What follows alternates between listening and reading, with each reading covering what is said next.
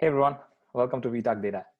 So this is Al, I'm your host. So as you know, I'm a senior product manager with Amazon, and I have Kaushik with me. So we're gonna talk about an interesting topic today. So Kaushik, you wanna introduce yourself? Yeah, yeah. This is Kaushik. I work as a senior system engineer with PayPal. So thanks, Al, for having me in this show. Yeah. I should thank you. Awesome, let's get started. Yeah, so we can directly dive into the topic. So this time, I was trying to make it concise because last time it just went like two over, and it's like most of my audience were asking like, okay, this is too big of a video. So yeah, this time we'll try to make it short. So that the topic we're going to talk about today is the most used configuration management tool in the DevOps world, mainly for the automation side. So there are the most five commonly used configuration management tool. I think predominantly Ansible, Puppet, Chef, CF Engine, and Vagrant. So these are the most commonly used um, configuration management software. So they were predominantly introduced for the Linux world, and slowly Puppet introduced the version for the Windows system as well. Previously, like Windows, pretty much they used to have the SCM concept, like where they used to have push any changes using SCM. So when was this configuration management tool came into practice for most of the organization is when some organizations run like multiple nodes, like say hundreds and thousands of servers, when they have to manage the configuration like effectively from one system to another, like they need to have a single piece of automation tool where they can enable the changes in minutes instead of multiple scripting, or they need to maintain all these guidelines which the information security department in every organization sets up.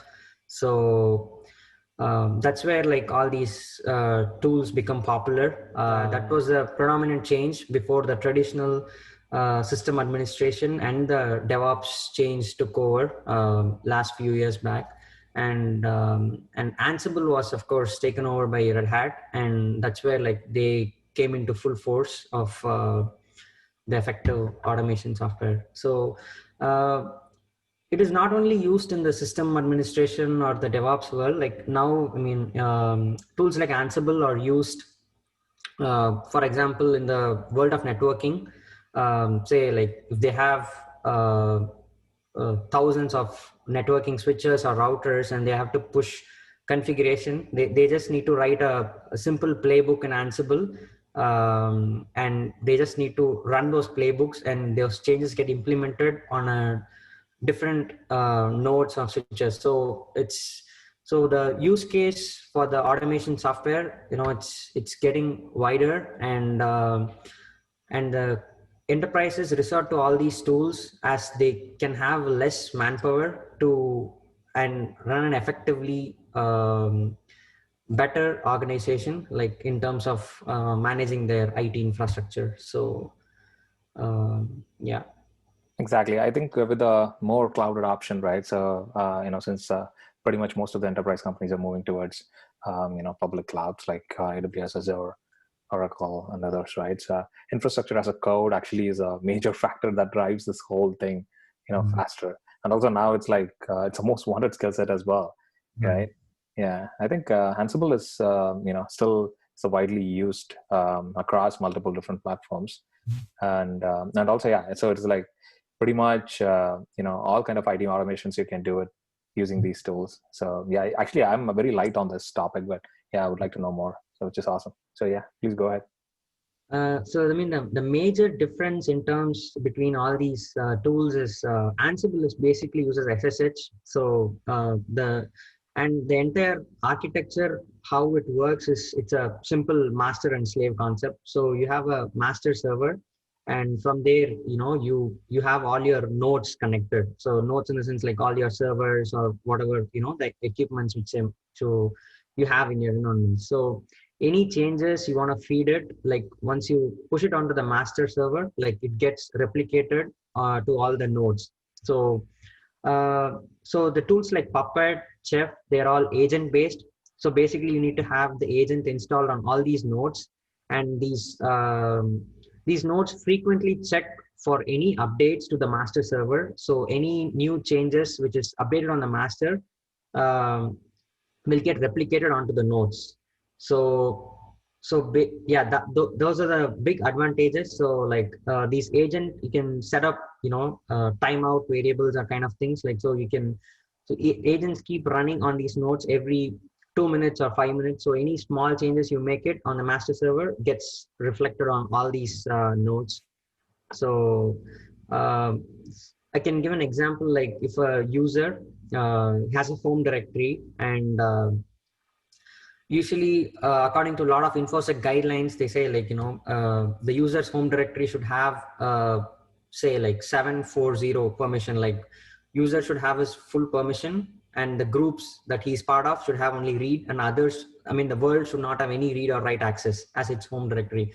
So if they try to change their permission, for example, like 755 or world readable, like 747 or something like that, what happens is when the next agent runs, so the agent, when the node checks for the new update on the master server, since it verifies all these manifest in the master server, it reverts back to the previous change. Like, it knows there was some change happened manually by a user, so it reflects back to the old proper permission, which is set on the, which is actually to be set on the node. So in that way, there are no any permission changes or anything, it's get automatically reverted back. Instead, you go and find it out. So even with the help of all these configuration management tools, like the enterprise server patching or devices upgrades have been pretty easy. Like it goes on a rolling fashion. So and organizations save a lot of time in upgrading the code on their example for the switches or routers to the next level, since everything is software based today. So everything is SDN based. So yeah, so in those ways, like, there are a lot of advancements being made, and yeah, those are It the, does make sense for high availability applications and all, right? So you don't really have to go down at all the time. You can keep running, and everything is pretty much rolling. And also it's consistent. Like, I know back in the day when we were doing, like, we always give permission to it, and then it's like somehow something rolled it back, and then again we go back and give, okay, read permission, write permission, and then change it. This is like a human task, right? So every time we used to do it, and then in some companies, like I worked for financial companies in the past where they restrict people going and updating it. Okay. So what happens here is, if something is reverted back, you got to create a ticket, and then you got to wait for someone like a system admin to go yeah. in and change it. It's like, oh, what? Like, for a simple thing, right? But yeah, I understand the security thing, but still, it is not something worth an engineer to do it. So it has to be done automatically. But yeah, I can totally relate to it. So yeah, I mean, so these are the key advantages of all these things. So like, so pretty much they all work on the same concept. Like Ansible pretty much uses, as I mentioned, it uses SSH, so port 22. But Puppet or Chef, they use secure socket layer. So pretty much they have a certificate installed. Like when I mentioned the nodes, like hundreds and thousands of nodes, they should have a valid certificate. Even though they run on agent based. So once the certificate is authorized, so Puppet treats them, the master servers treats them as one of its client nodes, and the manifest which are being fed on the master server gets replicated on all these nodes. So that's a major difference, and yeah, between all So is it these. like a Git repo kind of thing, that all the system engineers share, and then that's how you make changes and everything? Yeah. Okay, cool. And it gets pushed to, you decide like which environment it has to be pushed to, or Yeah. it's like an automated pipeline where it automatically feeds off, something like Yeah. that. So yeah, we can define the manifest. Like say, I need to run this particular changes on just like say 100 servers instead of 1000. So we can create a class inside the manifest and just make sure the agent runs only on these set of hosts and it updates only those hosts, or else it will get replicated on all the other hosts in your environment. So Oh, that's cool. yeah, so that's So you basic. can pretty much control like a lot of things. Yeah, because I totally understand because the configurations are different between different environments, right? You don't have really same set of configuration. But I was just wondering like how it works for any kind of container-based environments where pretty much all the containers will have same set of configurations, right? Yeah. Yeah, So I mean, it's pretty much similar, but anyway, like all these containers, they run on top of a Linux operating system or right. Ubuntu, right? So anyway, the base OS image is going to stay the same. So yeah, so any security hardening which you're going to enforce on the images is going to rely the same. But of course, the container image, whatever like Docker or Kubernetes, like it will be anyway certified by the infosec in an organization. So yeah, pretty much you can control everything with the container images as well. So yeah. Got it. But from your perspective, like, do you think like from industry standard perspective, like which is like most widely used and this is like which is upcoming player which has like a very good potential, that kind of stuff. I would love to know about that. Yeah, I mean, basically it comes down to the enterprise support cost perspective. So most of the organization they now run pretty much, all these tools they can be customized to run as open source. But if you need like any, say, you have a Puppet version 5.1 and they release a 5.2 or like improved capability. If there are any issues with the upgrade or something, you need an enterprise support. Or if it is if you go with an open source, like yeah, pretty much you control everything and anything that goes happen like with all your purpose. So yeah, most widely used is Ansible in the recent days, like pretty much all, because since it comes with Red Hat and most of these organizations they use Red Hat operating system, like they prefer going with Ansible and Puppet and Chef. Chef is I think the second most widely used in terms of most of the organizations. So and yeah, next I think it comes under Puppet. I think they have like close to 10 to 12% adoption, and yeah, and then followed by all those people. Got it. Got it. Yeah, yeah. Enterprise support is always a big thing, right? So for big companies, they may already have Red Hat support in place, Yeah. and they might be working with Red Hat for a very long time. So it does make sense for them. This is the same thing I thought about like when Red Hat was really acquiring Ansible, right? Because that's like a very good value add for their whole platform. Because now they not only like operating system, they can run any automations on their operating system using Ansible, and also from they can themselves use it in their own organizations, right? So for their own purposes, Ansible is like super useful for that. Yeah, it does make sense. And And like I can talk about Puppet because when we work with Puppet licensing, like they charge per nodes. Like nodes they treat as servers. So they say with like 0 to 2,500 servers, we charge you this much of amount. So you imagine if you use 1,500 servers and you never know like when you'll go to 2,500, so you'll be still paying that amount and that 0 to 2,500 capability. So yeah, so they define cost basis per node. So basically, yeah, that's it's kind of thing. right, right. Yeah, maybe it's like yeah, but I was but yeah, pretty much all these configuration management tools serves the same use case, right? Yeah, and also they can be used across any different platforms as well. Oh, I yeah, think pretty much everyone has support for all platforms, including Windows. yeah, And yeah, I think even like I heard recently, like most of the companies they were using Ansible with Windows. That was like something that I never thought people will use it. But now, like Ansible, yeah, I always thought Ansible is like a Linux thing, but it's not. Like they've been using enterprise scale for Windows. That's weird. Yeah, but yeah, so surprisingly it is like it saves you a lot of money, and it gives a very good automations, and why not? yeah. That's cool. That's cool. And who do you see as a very upcoming player as like but not widely adopted so far, or something like that? Yeah, I would say Puppet. Yeah, Cool. And I think Puppet is like a privately held company, right? yeah, yeah. I think they're privately held. Yeah. Okay. Yeah, because I've heard, they were based out of Oregon, but I'm not sure. Like maybe the HQ might be in Oregon, but yeah, I think that was like a small company. Yeah. Cool, cool. But pretty much everyone, I think all these projects are open source, right? It's not only um, Two options, like you can either stick to enterprise support, or well, as you can go with open source. So we basically went with enterprise support for like few years, and since I mentioned, like since the node licensing and costs were so getting expensive, like as we scaled up, so we thought, why not we do it as open source. So yeah, that's how we went all open source. So like when organization run at like 100,000 and 200,000 servers, imagine the licensing cost you pay for the support. So yeah, the price is going to be super high.